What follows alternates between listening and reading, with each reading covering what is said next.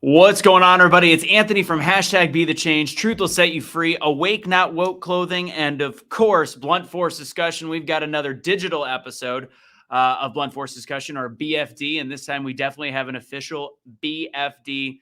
You guys kind of know what that means. Big F. You got it. This is going to be a really interesting episode because I've known Brandon Tatum. I've followed Brandon Tatum for a long time. And I think what's going on in this world, continued with policing, is a discussion we have to have. And later this weekend, you'll probably see another episode coming out with another former law enforcement officer that is getting amounts of hate that I can't even imagine being these people when they take 45 seconds of life and it's analyzed by local news, national news, and people just think they know everything about policing. Now, very clear before we get this episode started, do I think that police officers can be in the wrong? And do I think that they are imperfect? Yes. Why? Because they're human beings just like all of us. Plain and simple, but at the same time, they do have a high level of responsibility. We're going to talk about that. We're going to talk about his career, how he got into it, and all the issues facing our country on this episode of Blunt Force Discussion. If you want to support us, as always, please go to patreon.com/Blunt Force Discussion. Let's get the party started.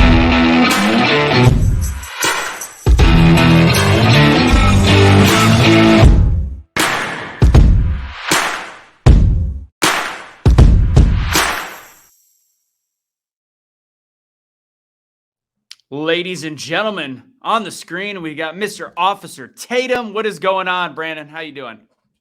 What's up, my brother? Thank you so much for having me on, man. I appreciate it. No, thanks for being here. I'm looking forward to this, maybe the beginning of a couple more conversations. First off, you're incredibly active on social media, and you are willing to talk to anybody, which is something that I completely respect. I don't know if you know how our stuff kind of got started, how I met with Suni and the group of people that I know you know. Do you remember Cash Lee Kelly? Did you ever get to talk to Cash? Think so. He was the black dude wearing the tank top and the car that said, and I believe as though you might have shared his video. He went super viral. He's one of the people in the January 6th prison. But he was the one that said, when are black lives going to matter to black people? He was shared by Harris and all the major influencers.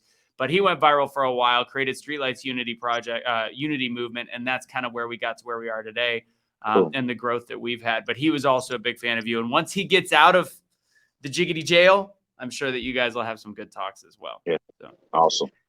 So, Tatum, I want to get into it. I know we're going to talk about we're beating a dead horse with Uvalde, but I know we're going to talk about it a little bit. Before we get into that, I want to go a little bit into your past. You played high school football at a high level, went to University of Arizona 5 years. How did you get into, first off, law enforcement? It was an accident, to be honest. You know, I never thought about being a police officer a day in my life.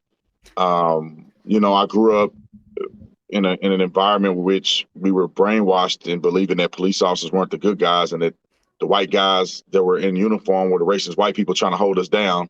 You know, those are things that I grew up with. But when I got saved in 2008, it opened my mind to giving everybody a fair chance, you know, treating people the way I want to be treated. And that included the police. Now, however, when I didn't get drafted in 2010, I was in the NFL draft. I got passed on and I trained for another year to go back into the NFL. They had the NFL lockout, so I couldn't do my pro day training in front of the scouts like I wanted to. I mean, it was literally a trying time for me in football. But I met a guy who was an incredibly successful businessman, and he mentored me. And he told me, look, you know, you put an X on the calendar. You pursue football, and when it's not working out, you got to find something else to do. And one day I just applied for everything in the city of Tucson, including the police department. It had good benefits. I said, why not give it a try? And then one day they actually called me back, and I wasn't expecting them to call me back, but they called me back and said, hey, you want to finish the process? I said, okay. I need to do a ride along because I know nothing about policing, and I don't even know if I really want to do this. So I did a ride along with Officer Sean Payne, which I wrote about in my book, Beating Black and Blue. And, you know, it blew my mind, man. Like, that guy was a hero to me. I saw him go from changing a flat tire. It was an older lady on the side of the road. I'll never forget. First call out the gate. I said, oh, this is a cakewalk. You know, I could be a cop. This is not that bad. Next call, and I only did a half a shift with him. Next call, we're going lights and sirens, going 60, 70 miles per hour down a residential street. We almost died a couple times because people don't know how to move to the right. We get to the apartment complex. We run up there. It was a suicidal guy. He was actively cutting his wrist. Sean gets to the apartment. They let me stand off the side while they force entry, and then once they went in, they let me go and look. And the kid was in the back, with a knife at his wrist. He had blood all over him. And the biggest part for me was that I was still in shock from the drive. Not even just the blood and the guy trying to kill himself, but then Sean gets back in the car and he's just normal. He's just trying to continue the conversation we had, and I'm just like, stone cold. dude, I'm still frozen from the drive over here. Like I thought we were gonna die. And then I remember asking him, do you do this every day or is like a one-off thing? He like, no, I do this every day. And in that point, dude, I was sold. I was like, you know what, man, I want to be a hero like this guy. I became a police officer in 2011, class 1102. So anybody that was in my class that is watching this, they know who it is. But class 1102, graduated. It was a great honor. My father was a police, I think he was a battalion chief at the time for the fire department. He showed up at my graduation. He was in his Class A uniform. I was in my Class A uniform, and that was one of the most incredible days of my life. Then I had a career almost 6.5 years. So I got to ask you the question because I got a little crap from our last guest who was a cop. Is this more of a cop mustache or a fireman mustache? Because you would know. Is this more firefighter? Yeah. Which one is it? Firefighter. Dang it. Okay. All right. I mean, we had a couple of cops that we call it the porn stash, but we had a couple of cops that had the stash like that, but mostly the firefighters, man, they rock it, man. My dad had it, because obviously they had to keep the chin open because of the gas mask. I mean, the fire mask or whatever. So sorry. And I was on the SWAT team on the police department. And I was a field training officer. I trained new officers. I was a general instructor at the academy, which when they needed people to help with instruction, I would teach new officers and the veteran officers when we would have our annual training. I was a PIO. I was a spokesperson for a year where, I did the bidding for the police department on social media. And also when there wasn't high level situations, I would speak to the media. What does PIO stand for? Public information officer. Yep. So a spokesperson. I was just one of, it was two of us. Well, no, it's three of us, two sergeants and me. And I spoke on behalf of the police department. So I probably did a lot of other stuff. I decoyed with K9. I did everything. So I did everything. Were they allowed to did they still call it SWAT with you? Because I know sometimes they have to call it tactical unit because SWAT became too violent, a triggering of a term at one point. What a bunch of pansies, man. When I was there, it was still SWAT. Okay. Special Weapons and Tactics, and we were the baddest team. And I believe we were one of the baddest teams in America. We had the best training. We did no-knock warrants on almost every warrant we did. And we never had a fatal shooting that wasn't legitimized, or not legitimized, that wasn't legal. So, it was a great career, man. And I never wanted to really leave, but I started making videos because I went to a Trump rally. I started getting into politics. Videos were going viral. I made a video about Colin Kaepernick, had 70 million views. And a media organization, the Anthem, offered me a job. They said, hey, do it for a year. If you don't like it, you can leave. You can go back to being a cop. I was still certified. And for people that don't know, even if you're a cop, you're certified for 3 years, even if you're not employed. After 3 years lapse, you have to recertify. So I was still a cop, you know what I mean? So, but then I met Candace Owens, and then we went, we were doing things with Turning Point USA. Then we started Blexit, and then, before you know it, I just never went back, man. And I tell you, sometimes I miss it, and sometimes I don't. Yeah, right. I can't imagine. Again, I had family that was police.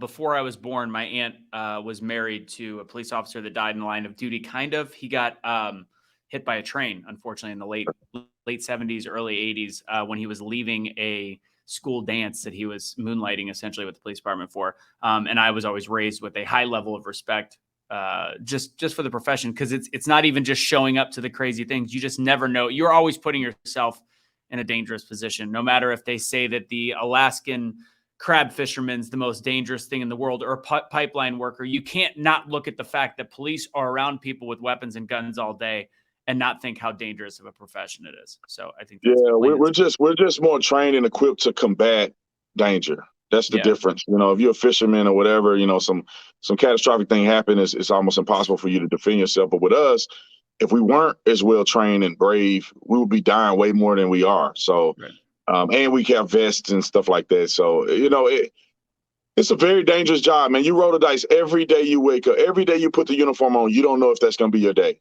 Yeah. And it can very well be your day. It can very well be your best friend's day. It can be all y'all can get killed in one incident. Or you don't know if one day there's an active shooter. Yeah. And you end up being the guy that's the first one at the scene, and this guy has a rifle, and you got to go in, and you're pretty much going in to commit suicide. Yeah. And that's a thing that was one of the most, one of the things I was afraid of when I was a cop, to be honest. I go take care of business. I'll let God deal with the rest. But it was that reality was a very difficult thing to digest. Did you ever watch this is off subject. Did you ever watch the show Live PD? I seen a couple episodes. I think, and this is going to be kind of a weird turn, but I think the fact that they took that off television, they took it off because of George Floyd, and it was triggering. I hated the fact that they took it off. I watched that show because I knew some of the areas that it was in, Springfield, Missouri, and I watched because I knew some of the places. What I thought was fascinating about that show is it showed exactly what you just talked about. It showed them going to a bunch of kids that were underage drinking and being nice and being like, hey guys, and like just doing community policing. And then to a situation that was trailblazing, running into something, somebody with a knife, somebody fighting a police officer, and how fast things can happen. Watching that gives people a little bit of understanding that it's not just a basic pullover. Just because you behave, just because when I get pulled over, I give my wallet, I give my license. That doesn't mean that everybody does. The same argument goes for the gun. We don't know that we don't know what a criminal with a gun has the capability of doing. And taking that off the air was a perfect, to me, division tactic, because it allowed people to, there was no way to start to see in real time what cops had to deal with anymore. So they got to manipulate it based on media, which I thought it was dangerous. It's all a strategy. It's all a plan. What we're seeing across the country is all a plan, and people are falling for the plan, but it's a plan. They want to completely demolish law enforcement, local law enforcement in America. They want to federalize police, in my opinion. So they're going to start by destroying every situation they bring up, and they criticize the police. They lie on the police. They leak. They do everything they can to dehumanize, demoralize the police, make them ineffective, make them quit. And then they're going to roll in federal police. It's not that they don't like the police. They just don't like some police officers, because the Capitol Police, they love them. Yeah. They're heroes. And then you see other police officers that are doing things and they call them systemically racist. So it's mind-boggling at what we see in America, but it's a strategic plan. Did you know that in DC? Go ahead. Even Police 360 or Police Live or whatever they call it, that still doesn't do it any justice. No, not at all. You have to physically be in a patrol car. And then even if you're doing a ride along, you don't do it justice, because you don't have to act. You're riding with somebody and then something happened, you can just sit in the car and be like, okay, yeah, I'm not getting out doing that. You don't have to have the responsibility of life and death and also taking people's freedom away. That's a big thing. They actually did it, like Cops was that way, but Live PD, that's why I like Live PD so much. They did a really good job of, they were able to cut to the body cam. They were able to cut to the car cam. They were cutting inside. I was like, how many cameras are out? Anyways. But did you see that the DC police, I think, they have magic handcuffs? Did you see that yesterday? Yeah. They're able to arrest AOC without handcuffs. And either they had them or she had them. I don't know whose handcuffs they were, but they are invisible and they can detach and reattach without any hands on. That girl's nuts. Oh, you can't fix that. And she's one of the potential Democratic candidates for president. There's whatever. Last thing before we get into Uvalde, because I want to get into that shortly, is when you met Candace Owens and started Blexit, how did you meet her? How did that idea come up? And then we'll talk about, we'll get into the new radio show at the end. But yeah, how did you and Candace Owens really, like, all of a sudden become friends and start this movement? Yeah, so I think it was 2017, I had been working for Liftable Media. I was a spokesperson of Conservative Tribune, and Candace just messaged me on Twitter. I probably still have the tweet. She messaged me on Twitter and was like, hey, we're doing the same line of work. Let's, meet each other and let's coordinate if we want to partner on some assignments and stuff. So I said, cool. I mean, I'm cool with that. She said, when I'm in Arizona, I'll hit you up. We'll talk. We'll meet. If we vibe, we'll do some content. And so she came out here one day. And I only saw her first video when she was red pill black, so I didn't know much about her. She said, "Hey, meet me at this restaurant near the Mesa Airport." I show up. I'm thinking it's just gonna be me and her. Her whole family was there. And then me and Candace ended up arguing with her family for like 2 hours about politics. It was me, her, and another one of her cousins against the other side of the table, which they were Democrats and we were conservatives. And literally, we shut the restaurant down. We were arguing so long. And from that point on, of course, I think she felt like she was vibing with me. We were on the same track. We were like brother and sister right away. And then we just started doing stuff together. So she was working for Turning Point USA. I was still working for Liftable Media. And then Facebook changed the algorithm, and Liftable Media almost went out of business. Mm-hmm. And so they had to let a lot of people go. And at the same time they were letting people go, Candace was like, "Hey, you can come and be the director of urban engagement here because I got promoted to another position. You should come work with us. Come work with us." And so that's exactly what I did. I started working with Turning Point. Me and Candace did the Black Leadership Summit together, where we had the first time we had 400 Black conservatives go to the White House. Trump hosted us. It was a great, a tremendous event. And then Candace decided, and it wasn't my decision. I got to give her all the credit. She came up with Blexit. That was her whole thing. That was a dream of hers. And I just helped facilitate, making it happen. When I say facilitate, I supported her. That's pretty much what it was. And in this game, as you'll realize, man, like a lot of people aren't loyal. A lot of people like you today, they hate you tomorrow, they turn their back on you, they lie on you, they do all kind of stuff, man. And like me and Candace have been like brother and sister, and I've probably been one of the most loyal people to her because when she get famous, you see a lot of people start hating on her and all of the above. So that's kind of how we got close, and we just kept it rolling, man. We do Blexit and we do other stuff together, and she's like my sister. Yeah, and the great, and working with Cash was part of where I saw this, and I've worked with other people that were kind of on the influencer side and Black, and I have to call it out. Like there's certain people I can't speak to. I can, but it's not going to have the impact, and that's the importance of something like, to me, and I don't know if we'll get into this, but like walk away movement. It deals with the gay community that can still vote Republican, the Black community that can still be Republican, and also call out the issues in all parties, but to actually get people involved and invested in politics and learn that you don't have to just vote Democrat because your parents voted Democrat and because they say Black people have to vote Democrat. So I think something like that was really, really important. It was interesting to see Cash because I could say one thing, Cash could say the exact same thing. His impact was drastically different. And that's fair because that is why it's important to have people like you out there that, and again, you've blown up, you've gotten huge, and which is well suited. You put in the work, you do the videos, you take the time to produce, edit, educate yourself and the viewer. And it's important to do that because without it, you've just got a bunch of people that are no different than the 30-second clips on mainstream media saying this is what you should do, this is what you should do. And it's crazy. Let's go into a quick commercial break, and then we're going to come back straight into Uvalde, if that's all right. You cool with that? All right. Yes, sir. All right, guys. One of the people that obviously support what we do and all of the shows, always liking our content, major company, over $2 billion worth of sales. I've gotten involved with them now just because of how they support what we do and the fact that just like we talk about the vaccine, health, natural health, etc.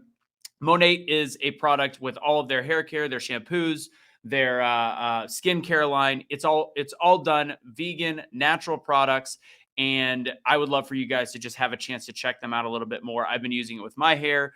It's revitalizing. It's great. And I suggest it. And for those of you right now looking for side businesses, especially with the economy going down, people are always going to be buying shampoo. And I know our community is big into health, wellness, and using products that aren't made of garbage that cause cancer probably later in life. So just check out bluntforce.mymonat.com. Again, that's bluntforce.mymonat.com. You can see all the different line of products. You can buy it from us, or you could even, if you would like, get into business and make it one of a side gig for you. So check that out, and we will be right back.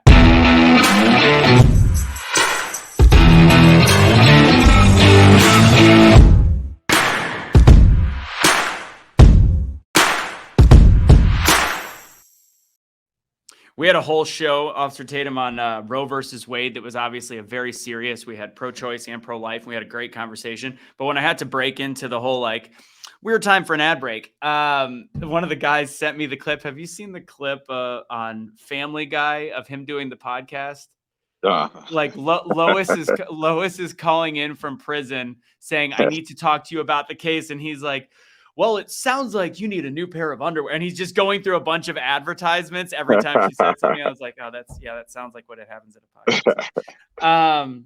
All right. So serious subject. And again, you've lost some followers. And I loved what you said the other night. You're like, you can leave. You can have, I'm still going to have 2 million followers tomorrow on YouTube. I don't care. And you know what? If I disagreed with you, I would agree with that statement because you are allowed to have an opinion. The same thing I used to say about Colin Kaepernick. You brought up Colin Kaepernick. I disagreed vehemently with what he did. Why? Not because I think it's an asshole move, but because he literally is doing something to divide people even more. And I think the effect was a failure. And I'm also allowed to speak up too. You're allowed to speak up for your belief system as well. And yours comes with background in education, especially in SWAT. So let's first talk about Uvalde. And I think that some of the things that you say are being misconstrued, that you think that everybody, that you're not condemning some of the actions of police officers. So that's the first thing I want to ask. Do you condemn anything that happened in Uvalde that day? Well, I like to say it like this. There's room for improvement. I think that if we go back and look at it in hindsight, there's a lot of things that they could have done maybe differently to have a different outcome. I'm willing to at least say that it wasn't done perfectly. I think that there was a lot of things that could have been done differently. Maybe not. They would have saved more people's lives. People forget that they were able to rescue over 500 people from that school, including staff. And also there were kids in the classroom that called in. They were able to rescue them and rescue other kids that were in the classroom. So it wasn't just completely a blunder, and they weren't the only ones responsible for what happened. And I like to say this because people just get so emotional they can't think logically. The person who's responsible for killing people is the person with the gun that was shooting those kids. He's 100% responsible for all his behaviors. Now, there's room for improvement for everybody else to try to mitigate death in a new scenario, or maybe they could have mitigated some death in that particular scenario, starting with the school.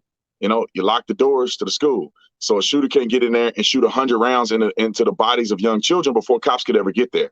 And then when the cops get there, they need to be well trained. They need more experience. They need to understand that just because there's a barricaded door doesn't mean that it ends the threat of an active shooter.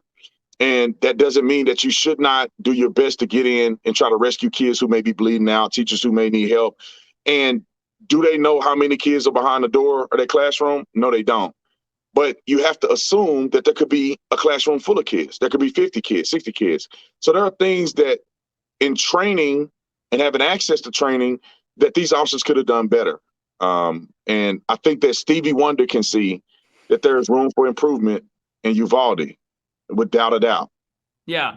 And one of the things you said, and this is one of the conversations I've had, you could assume that there was kids in there. I think, and if it's proven to me, first off, there's 397 officers that were eventually that arrived on site by the time that they went in that room. I think that actually makes it worse because 400 people are trying to get information from somebody and nobody was taking leadership. To me, I condemn the leadership of that. I condemn, and I'll call a couple people cowards, admittedly. I think anybody that knew that there was kids in that room that didn't properly communicate to other people, I think there shows some cowardice or whatever you want to call it. It's almost so weird to me. And I know that sometimes we've alluded to the fact that was somebody was there something purposeful behind this? I don't get it.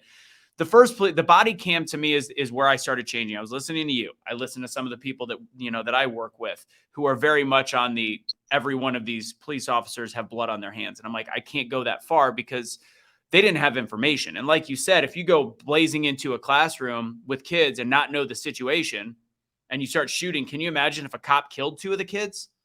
It's a game changer in terms of the narrative of the media. So the question becomes, how much did they know and who knew it? And you have people that were inside and you have sources.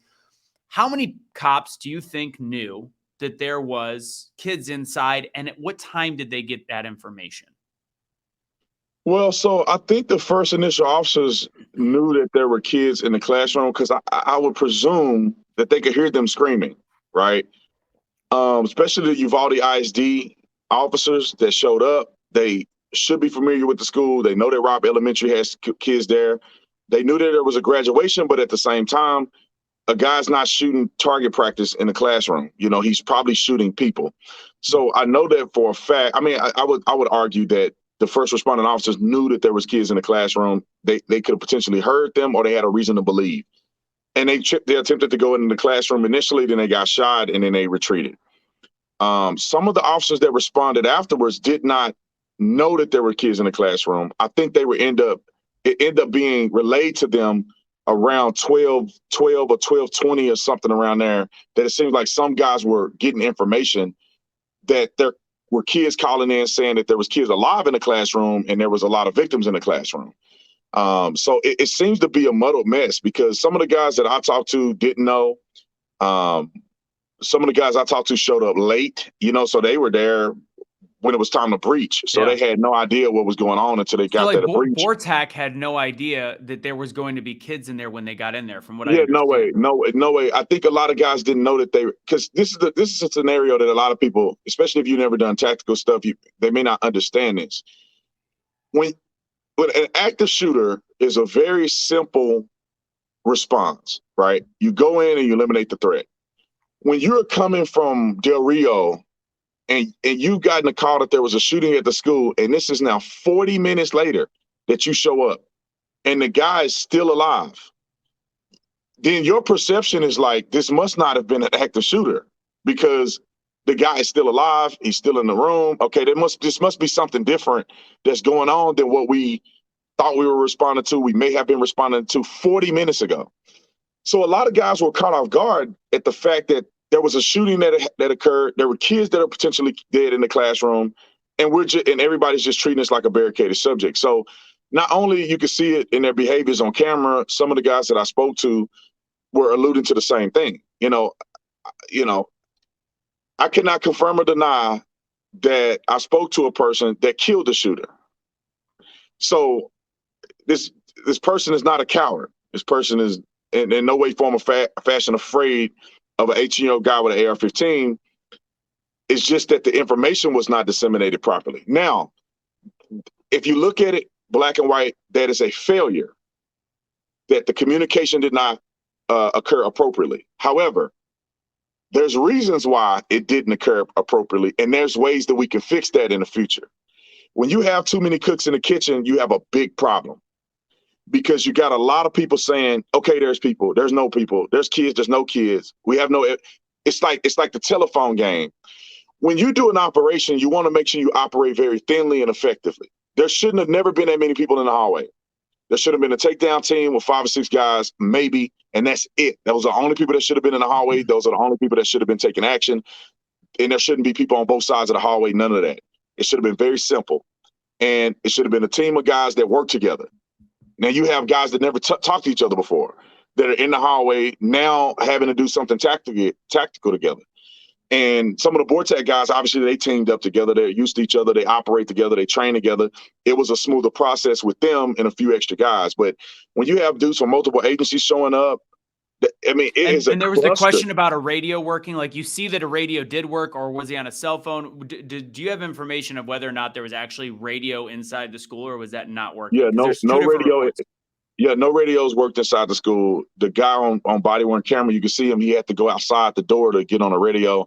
During the DPS investigation, they tested the radios. So the strength of the signal of the radios didn't work in the school. Didn't work for Uvalde. Didn't work for the county. Didn't work for Uvalde ISD. Didn't work for DPS. Didn't work for Border Patrol. If Border Patrol was in the school by themselves, their radios would have worked. But when you have everybody in the school and what they call patch the signal together, that means that everybody's on the same frequency. None of the radios worked. So that was a complicated problem, that these guys couldn't get information to each other quickly. You know, if one guy's saying, hey, there's kids in the school, he has to then tell this guy to tell this guy to tell this guy, and hopefully they yell across the hallway to tell another guy on the other side of the building, or they had to run around the building. This was a very complicated situation that resulted in some of the mistakes that were made, you know. The body, and I think one of the other issues that I saw, and I started this before, the reason why I really started to make a shift is watching, I don't know how big the guy is. I call him Chubby Bunny because of the way he's breathing. The guy on the body cam that runs in, runs out, huffs and puffs, immediately radios out that he uses the word barricaded subject.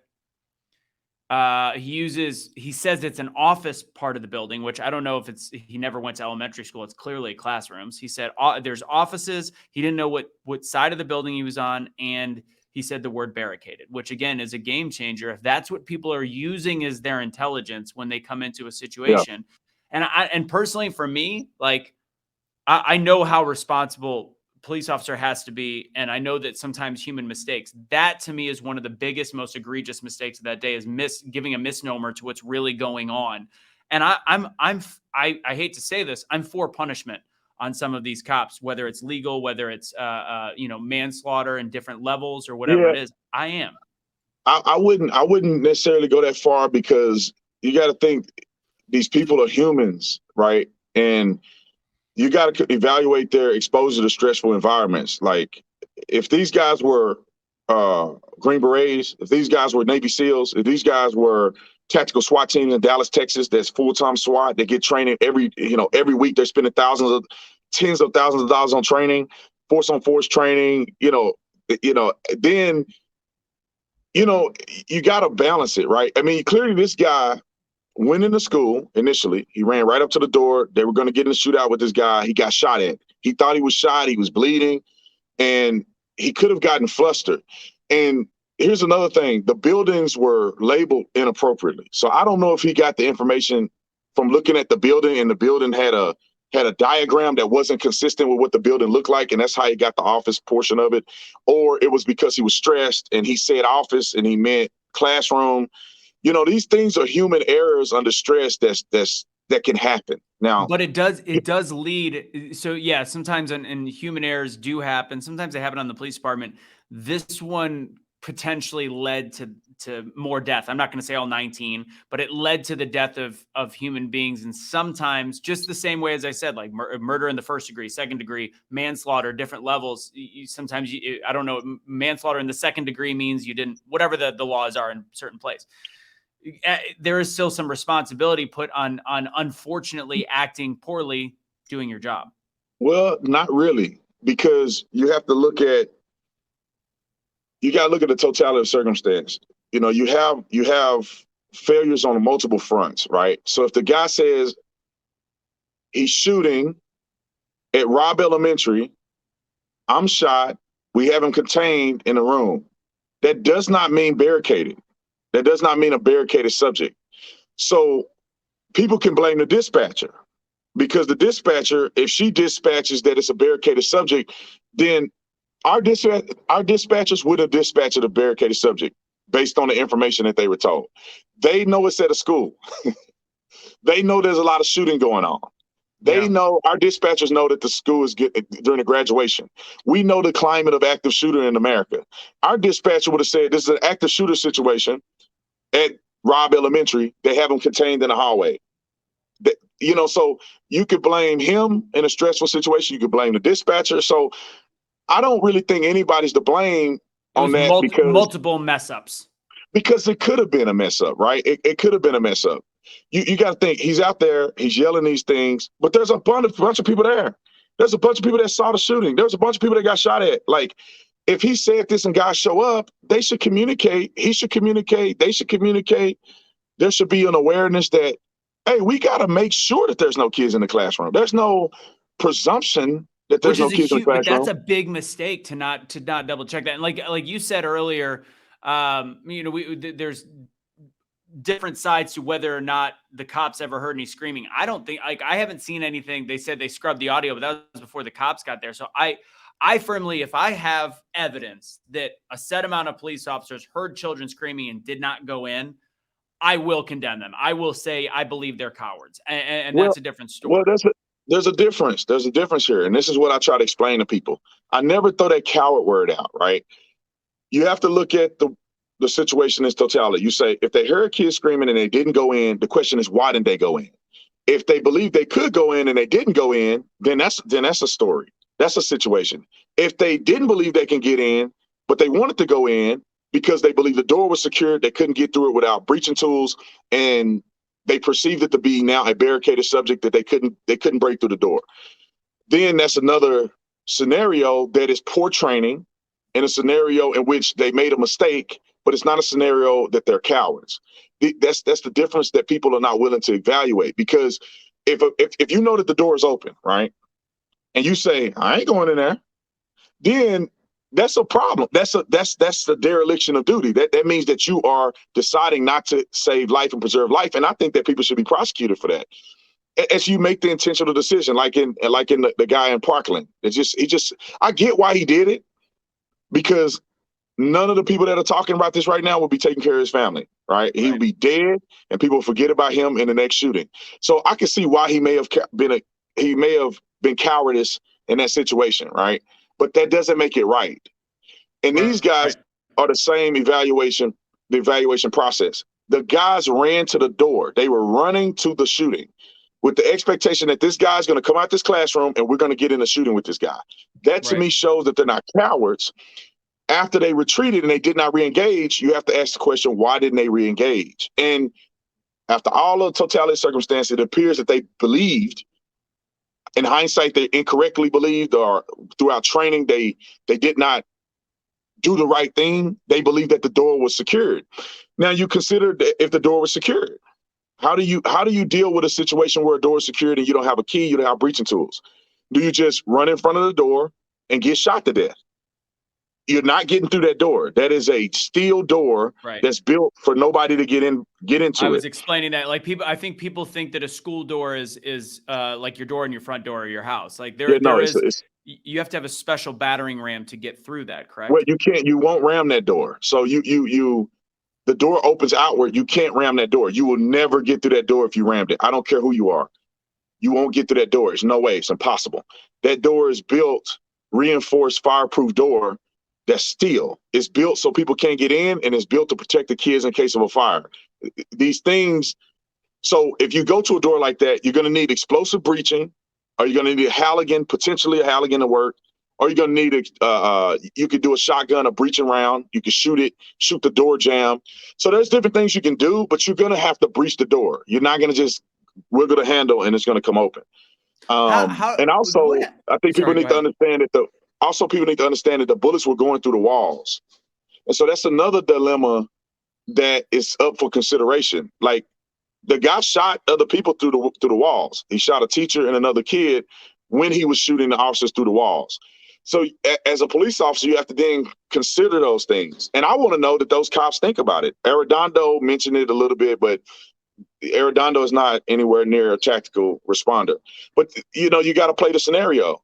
Just run to the door and open it to protect the kids. You run to the locked door, the door is locked. He shoots you to death in front of the door. Now you're another casualty. And as he's shooting at you, these bullets are going through the walls and they're hitting other kids. Now just imagine if the cops would have re-engaged. A few of them would have died for sure, because they wouldn't have been able to get the door open. Just say they didn't die. Just say as he's shooting at them, the bullets are going through the walls and they're hitting kids in other classrooms, and 5 or 6 other kids died as a result of that shootout. Nobody's going to have any patience for the officers. They're going to say it's their fault. They should have waited. They should have waited for tactical units. They should have not instigated. They should have tried to go through the window. I mean, there's a lot of what ifs. So I like to say, based on my training experience, I don't think they were cowards. I just think that there was mistakes that were made. These guys were not prepared well for a situation like this. They didn't have the training. They didn't have the exposure, experience. And I can see it as clear as the noonday sun on the video. Some of these officers look like the guys, they look like we did when we were in the academy. When they would throw scenarios at us, you got a guy down, a guy has a gun, we all get killed in the scenario because we're not looking at our six, we're not considering there's multiple assailants. Let me say this, and I'm gonna shut up, and I'll let you ask me another question. The grandstanding is the biggest problem. Every SWAT operator, every tactical guy on planet Earth that is worth his or her salt knows that when we went through training, how many times did we make mistakes that would have, in real life, would have cost people's lives, operators' lives, civilian lives? That's why you do training. When I was in the academy, we had so many blunders. I mean, people violating other people's constitutional rights in the academy, because you have to learn. Now, just imagine if right before you get to the academy, you have to go to an active shooter situation. And now your mistakes for the first time are going to be in real life. All these SWAT operators, imagine all those hours of training that we did, the breaching training where you shot the wrong person. Don't act like people can't act like they haven't shot the wrong person in training. Where you missed the gun on the table, where, you know, you're supposed to shoot 2 to the body, 1 to the head. You shoot 2 to the body and they ask you, did you shoot 2 to the body, 1 to the head? And you don't remember because they put you under high stress. Now, just imagine if before you got into that training, before you ever went to the Green Beret training, before you ever went to Navy SEAL training, if somebody threw you in a Fallujah scenario, somebody threw you in a scenario and you made mistakes in the scenario and they get to say, oh, you a coward. It's like, come on, man. Like, let's be honest. Like, they made mistakes. We really don't know if their mistakes led to the death. Well, it didn't lead to the death of any of those kids. Were they able to actually save kids based on their mistakes? And we don't know. We really don't really know. There's some kids in there that said that some people had gotten shot or whatever the case may be. Maybe 1 or 2 kids would have been saved if the cops would have done what they supposed to do. Maybe the adults. Yeah. Maybe some of the adults. Because they died on the yeah, it was one. It was one teacher died on the way to the hospital. The other one lived. Yeah. You know, maybe we could say what if, but I mean, if this guy is sitting in there shooting, I don't know if you watched the 4-hour. He was shooting. He was boom, boom, boom, boom, boom, boom, boom, boom, boom, boom, in a classroom, point blank, with kids for 2 minutes, 100 rounds. If you look at it, 19 children died. Mm-hmm. 100 rounds were shot at close range on teachers and students. I would argue that there's a good chance that there was unlikely that anybody lived through that. Not the kids. The adults are bigger. I agree. Yeah, I agree. But the kids may have died. Yeah, I don't think they would have survived long. The thing is, we don't know. But again, what we do, this is where I talk about the issue with cowardice. And I did say a couple of times, I might, in that situation, I could call it a coward if that's proven. The thing is, with all of the things you talked about, procedure, tactics, knowing the school, knowing who's in charge, all those things are things that you can work on. Those are things that you can learn from. You can't change cowardice. You can't train. I mean, you could train over and over and get people to go through it, but you're still human. Just calling it a blanket concept of cowardice gets us nowhere. And literally, it's almost a hopeless thought process. If we say, well, we got to fix the cowardice problem, like that's not something we're not going to have cowardice 101 in the police academy. That's not going to fix the next time this happens. All the other things. I mean, we didn't even talk about the fact that the gun store owner referred to the kid as school shooter looking and then sold him a firearm. We did talk about the doors. Now, there's so many things that went wrong, and I do think the police officers screwed up. I think to me, it was communication. It was a huge communication fail, and some people just froze and they sucked at their job that day, in my opinion. But and there's a reason why. I mean, if you've never been exposed to a multi-agency response, then what are you being judged on? Like, you never like this is a thing that's very weird to me. Like, you get into a school, active shooter training. I've done active shooter training. I've led active shooter training. There's not one training scenario that I've ever been through where you get to an active shooter and the door is locked. We don't run through active shooter training with breaching tools. Now, bigger agencies like mine, we can get the tools to us in a minute and a half. Uvalde, dudes are 40 minutes away that are like legitimately ready to do some tactics. We have guys that are 30 seconds, minute, 2 minutes away from we can have access to everything we need. Ballistic vehicles, everything. So when we train, and they train across the country, they don't train, what if the guy's behind a impenetrable door? Yeah. What do you do then? Then they freeze and they don't know, and then they'll have no leadership. Arredondo is supposed to be a leader, a tactical responding leader. This guy is the chief of Uvalde ISD, which is resource officers at schools. That guy is, I mean, I'm not trying to give an excuse for him, but you can't, the guy is he's not gonna have tactical experience. So he's doing what he think he should do in this scenario with his limited experience in a small town. And of course, he's not gonna be like me, or he's not gonna be like our SWAT commander that have been through, I don't know how many shootings our SWAT commander has been through. Our sniper has killed, I don't know how many people in SWAT callouts. You know, I think people need to be realistic. They need to say, okay, we get what he did, but we need people in these small agencies to be better trained. That dude don't know what to do. And then he says, if you ask me, let me rate Arredondo's response. Arredondo responded properly in a barricaded subject situation, not in an active shooter situation. Right. And he, to me, if this was barricaded, he was doing what he's supposed to do. He called for reinforcement. He had a staging area for SWAT. And there were so many failures. Like, this could have been completely a successful execution of a active shooter scenario if they had somebody that took incident command. Arredondo could not take incident command for in the school. He was involved in the shooting. He would have to back out of the school and do all this other stuff. If DPS would have showed up, somebody else would have showed up, and they took incident command, we wouldn't even be talking about this right now, because somebody would have said, "Hey, you go to perimeter. What do we got? We got kids in the school." Tag team would have showed up. We got active shooter kids in the school. We need to breach. We need to go in now. But that wasn't the case. Everybody's like scrambling. Some people are doing containment so to keep the parents out. Some guys are running and rescuing kids out the other parts of the school. Some guys are showing up. What do you need me to do? Last question. What you need me to do. You brought up sniper, and then we'll go to our last segment as much as time as we can get in. So you brought up the sniper thing with the windows on the other side of the classroom, and you've seen the schematic enough. How did nobody have eyes in there to kind of make sure people knew there was kids in there, where the shooter was? How was there no eyes in that classroom?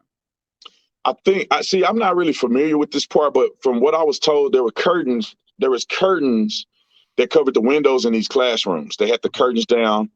And to breach the window, you can forget about it. You think they're going to attack this guy from the window, you can forget about it. I was just thinking more of like a visual of saying, hey, there's kids in there, like the basics. Of right. That. So I don't think that I think that they may have attempted to do that. If you ask me to make a guess, I'm sure they attempted to do that. Because they were actually rescuing kids out of classrooms in all parts of the building through the windows. Got it. And I'm sure that somebody either tried to set up on the window. They had some snipers that responded. They had some guys who had tactical experience that responded as well. Even Arredondo got on the radio and said, hey, you need to distract them from the window. So I'm sure they had people on the window. Based on what was told to me, there was, from somebody that was actually in the classroom, there was like curtains that covered the window. And so they couldn't really get a good glimpse on the outside, inside. If they did, I'm sure they would have sniped the guy. It would have been, think about this, man. I'm sure that they would have sniped this guy if they had access to some of these things. And I think people jogging their memory or jogging their mind, oh, they should have did this, they should have did that. I mean, we don't know that they didn't try to do that. We don't know that they didn't think about going through the window. Yeah. I'm sure that they probably did, but it's not that simple. It's not the movies. You don't just set up on sniper point and then you got this guy as a silhouette in a glass window and you say, right. Oh, say hello to the camera. There's a lot of stuff that goes into that. And when they actually killed him, he was hiding in the closet and he popped out on them, so he probably was hiding after he killed all the kids. He probably was just hiding, expecting the cops to come in at some point, and they didn't, waiting, for hours. Wondering how long it's going to take.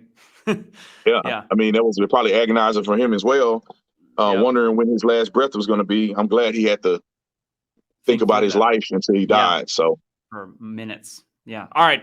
I'm going to have you come right back. We're going to go to a quick commercial break. All right, ladies and gents, American farmers obviously have been warned about food shortages, as have we. They're not going to be able to grow enough food this year because of off-the-charts fertilizer storage.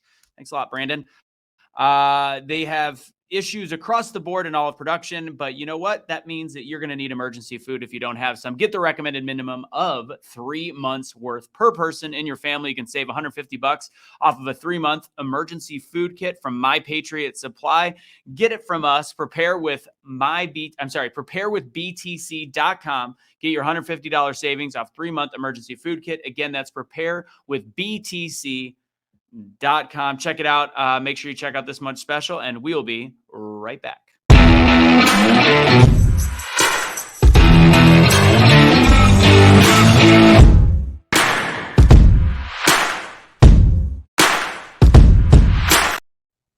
All right. So I want to get to as much as possible because I got a couple things, and I want to make sure there's one, the cop that I had on this last week. I want to show his 45-second footage that was put out by the ACLU. So we're going to get to that right after this because I want to see your feedback of it. The big thing that I noticed, especially in what you've gone through in the last week, is the haters that are conservatives. The conservative movement is absolutely crazy the way that they are so tribal. Again, if one person believes everything the same as somebody else, but say they're pro-choice, for some odd reason, they just get banished from the group. If they're pro-gay marriage, some people will banish them from the group. This one, you're sticking up for the police. And a lot of police officers or a lot of pro-police are saying, well, we got to call out the bad ones, which I do think you are at the same time. And you've gotten a lot of flack from your group. And then there's the people like Kim Klacik, Joe Collins. It's just, if they did one thing wrong, or if they raised, I know you don't like them, but if they do one thing wrong and a lot of things are right, why is it that we are so tribal in the conservative group? Yeah, you got a point there, and I'll touch on a few things. I think that human beings are emotional. There's not a lot of people that can act within logic. They get emotional, and conservatives are no different. You know, there's some people that are diehard Trump fans. I love Trump. I'll vote for him 100 times if it was legal. However, when he do something wrong, he does something wrong, and I'll call him out on his stuff. Some people will never call him out. He can never do any wrong. I'll say this too. Like, some people probably view me that way. They probably think Brandon can never do anything wrong. Even if I'm wrong, some people will never say that I'm wrong. And it's just the way that people are sometimes. Some people are emotional. They can't detach emotions from a scenario fact-based pattern. Like with me, I'm desensitized to people dying. I've seen kids die right in front of me. I've seen adults die. I've seen people decapitated. Like, so death is not, they don't trigger my emotions. So I'm able to look through and look at facts and then make a judgment on facts. Even when I do the same thing for Michael Brown and Breonna Taylor, my conservative people never criticize me for what I say about them, and that there's no video evidence, but they believe me when I talk about people that I have, they're my birdies and stuff. But it's funny that on this scenario with Uvalde, people trip out. Joe Collins and Kimberly Klacik are a different story, in my opinion. There's a difference between disagreeing with somebody and somebody being a fraud. If you look at a person's behavior, and we got text messages from what's his name, Joe Collins, of him just being a fraud.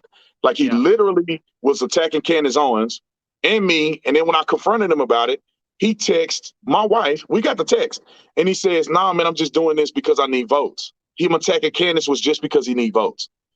Then he called me out of something on the live and said, "Come to LA, bro. Come to LA and debate me." I said, "Fine." He sends me a message later and say, "Man, I'm scared. The gang is out of control, and I don't think it's safe for neither one of us to do this debate." Now, he don't say it publicly.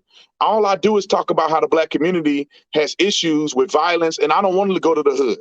And people call me out and say, "Oh, Brandon don't want to be in the hood. He want to be around his people." Anyway, and Kimberly Klacik, what she said about Candace Owens, then Candace Owens exposed her for things she's doing. That's a different scenario than, like, I think Tommy Lahren, right? I like Tommy Lahren, but Tommy Lahren's arguments on pro-life, pro-choice issues, I think, is completely asinine. But that doesn't mean I'm gonna unfollow her. That don't mean I don't like her. It's just, I have a difference of opinion. There's a difference between disagreement and canceling somebody else. And I think, and I didn't know the full backstory on Kim Klacik and also Joe Collins. The fact that Kim Klacik specifically went after, if you go after somebody first, you're going to get the backlash, plain and simple, especially when you're attacking their character. So I get that more. But yeah, somebody like Tommy Lahren, that whole issue that she had with the Blaze was because she kind of came out as pro-choice.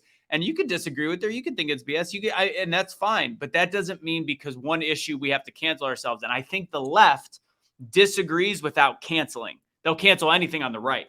But each other, and their infighting is more of a disagreement, but they are thick as thieves.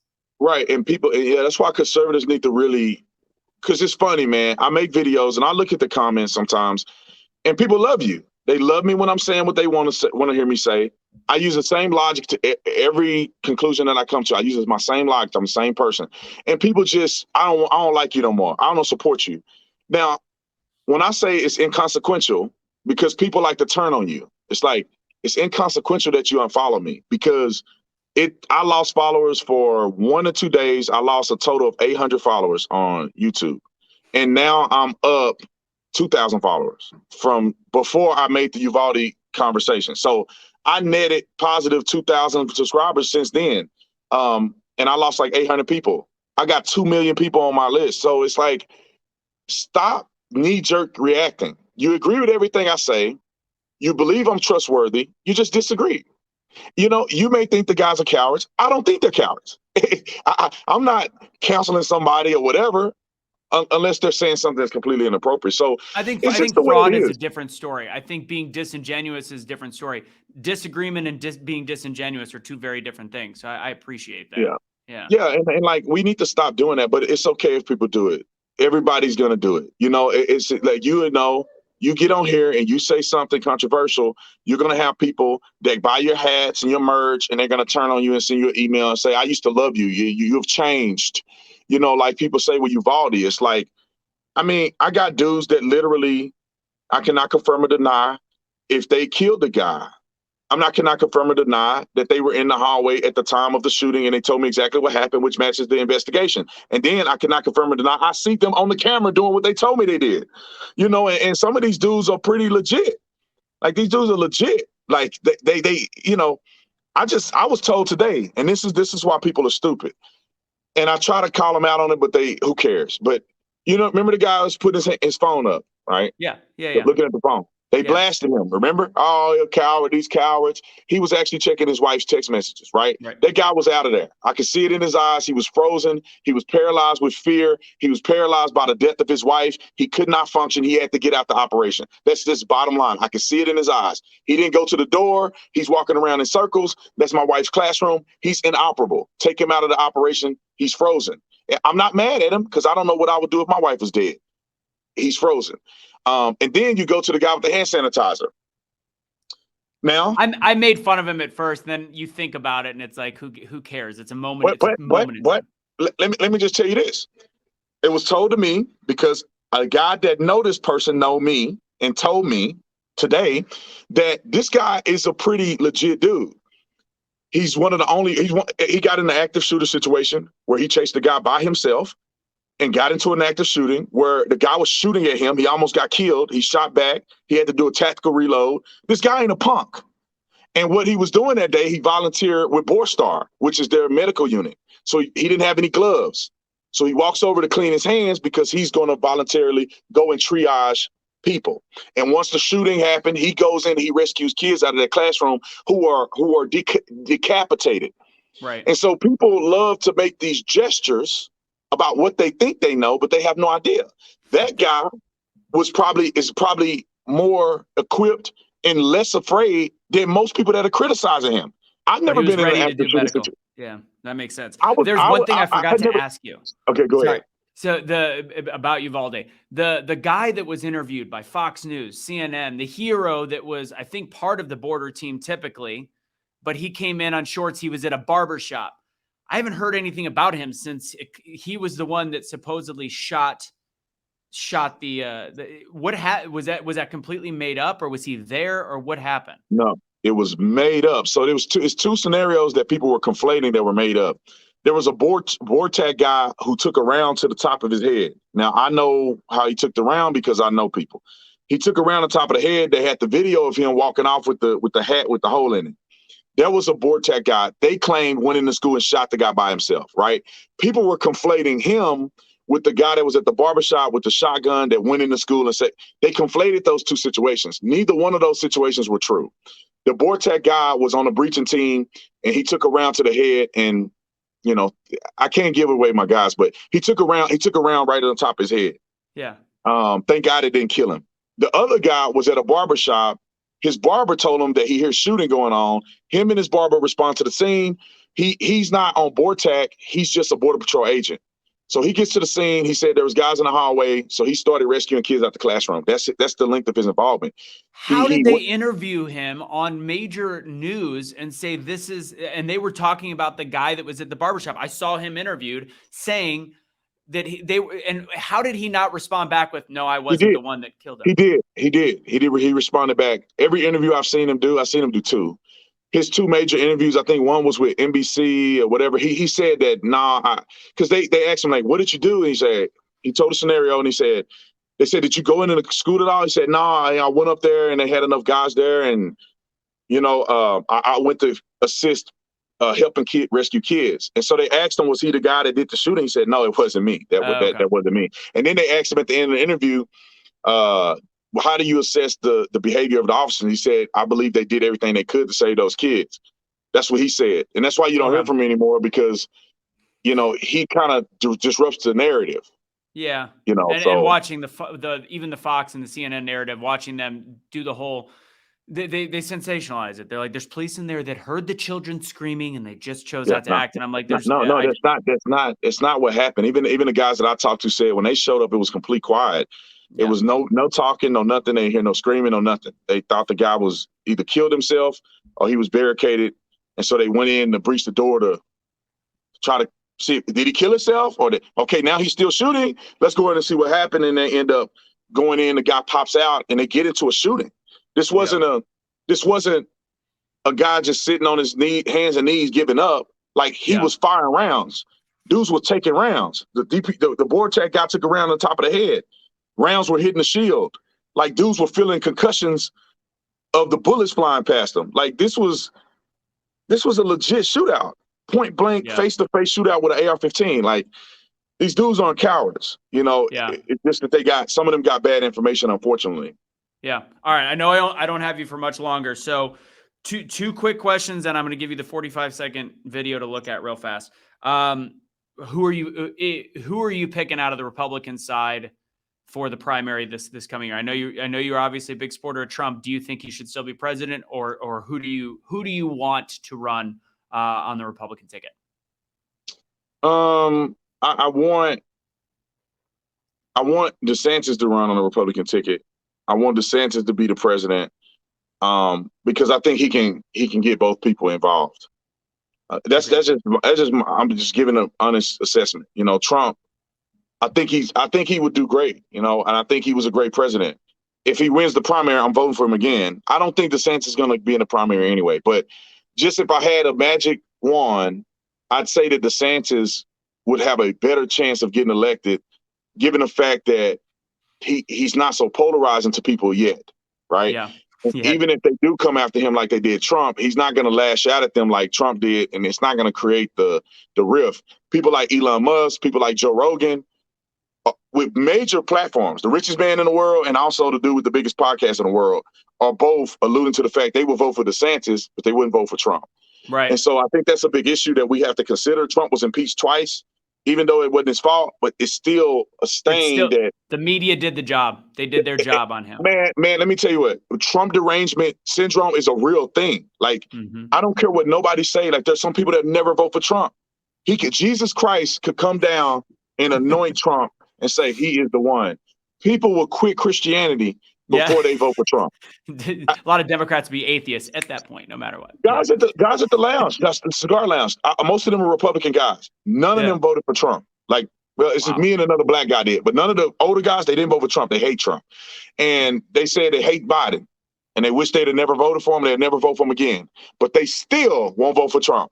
They're going to sit out this election because they refuse to vote for Donald Trump. So, with long story short, I wish DeSantis would run. I think he have a better chance overall of getting the middle ground. However, Trump running the race, I support him 1,000%. If he's the only Republican other than DeSantis, I would support Trump 100%, and I'll vote for him again. I feel about the same. I'm DeSantis, and I like Rand Paul too, but I don't think Rand Paul is electable on it. I'm mad at Rand Paul. I'm mad at Rand Paul because of the Breonna Taylor bill, or Breonna Taylor law, or whatever. Because that's completely stupid. Like, Breonna Taylor was not killed during a no-knock warrant.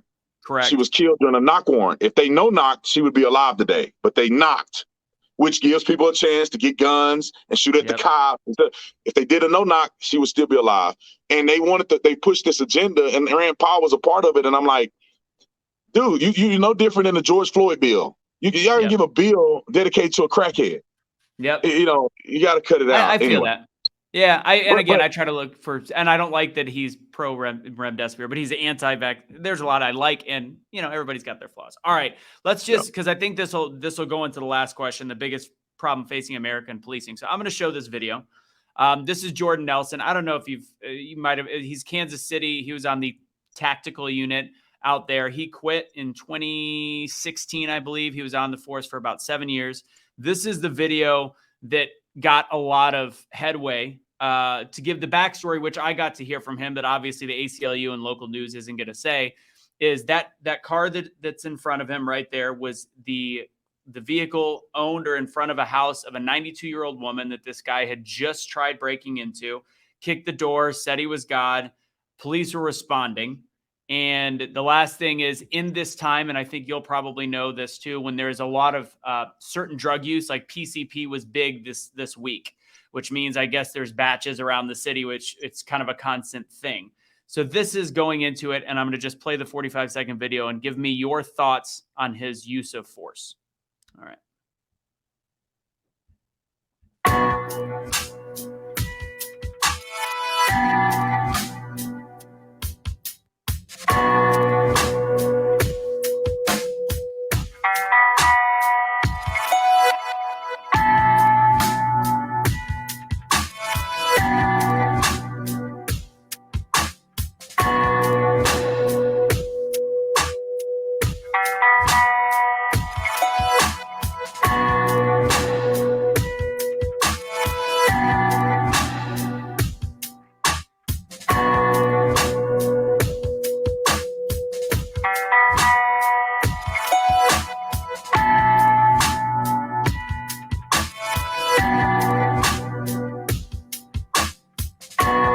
Can you play it one more time?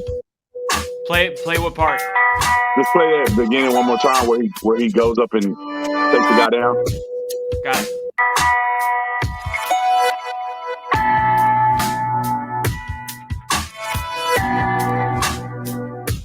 All right, that's good.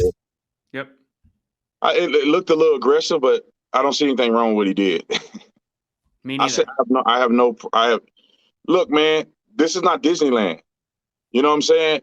You know, this is the thing that people do. They take a little clip, and this is the problem with our country and everything. They take one clip, and people think that says all I need to know. Now, this guy could have been belligerent all this time. He wasn't listening to him. They could have been telling him get on the ground. He wasn't listening, doing nothing. They were telling him to turn around, and he wasn't turning around. Exactly. Look, I'm not a rocket scientist, but I could tell that I was a cop before, so I know how people behave. And I'm like, he's not complying. Just because you see a video and they put music and he's standing like this don't mean he's complying. And when you get a guy, and if he, you know, weak, he hit the ground. You try to leg sweep another guy the same way, and he's bigger, he ain't gonna go down. So they want you to do half speed. When I was a cop, we taught to go all the way. You go full speed. Woman, even if it was a woman, you do the same thing. You know, and if people would have caught me on a few cameras, they would have did this. I would have been crucified. I slammed this lady in front of her house, and it wasn't. She was drunk. That's why she hit the ground like she did. She was a victim. Her boyfriend tried to stab her. One of the family members knocked the knife out his hand, and we arrested him. She was drunk as a skunk. He was drunk. We taking him to jail. We walk him to the car. She gets up with a beer and throw it, and it hit all the police officers instead of him. So, you know, she's technically that's assault on a police officer. So I just armbar her, right? The technique they teach her. Now she's drunk and she weighed 250, so she hit the ground like a bag of potatoes. Boom. And I'm like, oh my God. You know what I mean? And then she said, I'm pregnant. Oh my God, my baby. And so of course what's going through my mind is that I'm gonna get fired, you know, whatever. But long story short, she wasn't pregnant. She was just fat. And this is from what her cousin said. Not me. Her cousin said, she not pregnant, she just fat. But if you took a short clip of that, you'll be like, police brutality. And no, it wasn't. I armbarred her because she was drunk. She just went down like a bag of rocks. So, you know, you can't take a clip. And I wish that everybody that's watching this, you know, you say, if you look at it, understand that if it's just a 40-second clip or something like that, try to do more investigation and figure out that there's more to the story before you make a judgment. Talk to a police officer and have them explain, why would this guy do it like that? So without background, police officers are, I mean, I'm getting, because his wife is a fitness influencer that has some controversy with her. And I'm getting so much flack from wives of former law enforcement because they're just showing the clip and they're saying this is police brutality. And they're saying, I would never do that, not knowing the fact that the guy kind of went limp. And there's so many law enforcement officers saying that. And I'm like, how? Like this. And by the way, this ended up being his 6th felony. It was considered a textbook takedown for 5 years until an ambulance chaser lawyer decided to press charges after he had already left the police force to get into private sales. And this is now still following today. And I'm like, honestly, how is it that a 6-time felon, now 7-time felon, do we get in this country? Pardon me for saying this. Why do we give such a shit for criminals instead of actually worrying about the fact that this little thing, that's a busted lip. He's not dead. It's called, everybody ain't built for this, right? Criticism. So it's grandstanding. It's the same thing they do in Uvalde, same thing they do around the country. Some of these guys can't handle the pressure, and they want to feel. They want to feel like that it's almost like a virtue signal. Yeah, I'm a great cop. I would never do anything like that because everything I do is perfect. And these are the same cops that probably have never been in real use of force situations, or they have had use of force situations like this, but they want to act like that they're perfect. Like, I mean, I've done people way worse than what you see on that video, and it was justified. But when you put a 40-second clip and you get people who are cowards, who ain't built for this, who don't like criticism, cops or not, then you're going to get all this Monday morning quarterbacking. I mean, Yeah. listen, I've seen dudes. What if it was their 92-year-old grandma that they just broke into, or that woman that's yelling at the BLM protesters about the guy that got shot up? I think you did a video about it too. She's yelling at the protesters saying, this guy tried to kill me in front of my child, and just because he's a black guy and the police, and by the way, my black child as well. And you're literally protesting for his killing, even though he tried to kill me. Like, does this make any sense to anybody? I don't get it. People don't want the drama, man. Even these businesses, they know better, but they don't want backlash or whatever. See, most people can't handle what I do. My wife told me, she's like, Brandon, I don't know how you do. Most people can't handle that backlash. Most cops can't handle the backlash, man. It's easy for them to say they were cowards, and I would have ran in and broke the door open and shot the suspect, and I would have died. It don't even matter. I would have died for those kids. I mean, reality. I mean, really, like. It's not a video game. Yeah. Will you really die? Like, I know a lot of guys that when the bullets are flying, bro, people in the military, people in special forces, when the bullets start flying, life, it's different. Changes. You know what I'm saying? When your life is flashing, it's different. When you think you're going to die, it's different. When you think about your beautiful wife and all of your children, and it will cross people's minds. Like, oh, wait. Am I going to be successful if I die, or am I just going to die in vain? Right. Am I going to run to this door at Uvalde and get shot to death, and the guy kill the rest of the kids in the classroom anyway? I'm not saying it's the right decision. I'm not that you think a person ain't thinking about that. I love my wife. What is my wife going to do without me? You know what I'm saying? She would have to live the rest of her life without the man of her dreams, the person she loved, her partner, and my kids. My sons is gonna have to live without me. No, none of these naysayers and people online are gonna give a flying flip about my family when I'm dead. They're gonna say I'm a hero for 30 days. Who's gonna protect my wife when I'm dead? Who's gonna raise my boys when I'm dead? It's easy to say I'm a hero, I'm doing all this. I know dudes that are gone. Nobody's checking on their wives. Nobody's checking on their kids. Nobody's raising them. Their wife is suffering every day because her husband is gone. Yeah. Over. And I'm not saying this is what the right thing to do, because I would have risked my life because I don't think like that. I don't think I'm going to die. I'm going to kill this guy. I'm winning. Shots are fired. I believe I'm going to win, but these things cross human beings' minds. That's why people don't even become police in the first place, because they don't want to ever have to be in a position that they can die. You see these people getting ambushed? These cops just sitting in the car, man, getting ambushed. Like, I mean, people are quitting over this stuff because they don't want to die. You don't sign up to die. Yeah. You sign up that you may have to die, but you don't sign up to commit suicide. And I just wish that people would stop grandstanding. I like to take down with that guy. It's legitimate to me. If he got on top of him doing this and all this other stuff, and then that'd be different. But you're just doing a leg sweep takedown. Yeah. If the guy falls hard, he just fell hard. And they've said, oh my God, 6 police officers. They arrested him in 11 seconds, but people are like, why does it take that many police to arrest him? And then you go, well, what if it was one and then they fought and then they had to shoot him? Like, the level of common sense just sucks. Remember the guy that was in I forget where he was at. They just charged him with murder. Remember he was fighting a guy on the traffic stop, and the guy took the taser from the cop and he shot him in the back of the head. Yeah. Okay, that's why I forget the name of the guy, Loyola or whatever his name was. Yeah. This is why multiple cops participate in an arrest. Yeah. Because if one guy do it, he started losing, then now he got to go to other means. If you got 5 guys, then you have a better chance of mitigating use of force, because the guy's not going to be able. This is the way they train us, because it's more effective with more officers once than having to rally after the guy beating another officer over the head and taking his gun out of his pouch, and then you got to kill him. If you get on him and you control the man initially, then you win. Did he get up and fight him? No, he didn't. Was he able to do anything but take that arrest like a man? No, he wasn't. That's why we have those officers get on his legs and do all this other stuff. They train us to do it. If you want to criticize us, then criticize the training, because we're doing what we're trained to do, because it works. Yeah. I know you got something come up, so we're going to end this. I want to first off thank you for being on. I know that we didn't get to talk about congratulations to start doing Larry Elder's previous show. You have big shoes to fill, and I think you're doing a great job. And I'm sure they're going, oh man, a lot of controversy following him right now. And they're obviously they looking at all other stuff I do, and they like, because you got to understand this controversy is temporary. People are gonna be mad at me today, and next week when they forget about Uvalde, then 5,000 people are going to subscribe to my channel, and they're going to say, Brandon Tatum, we love you. So, it's ebb and flows, man. You can't never listen to the naysayers. You got to stick by what you believe to be true, be honest to yourself, and that's it.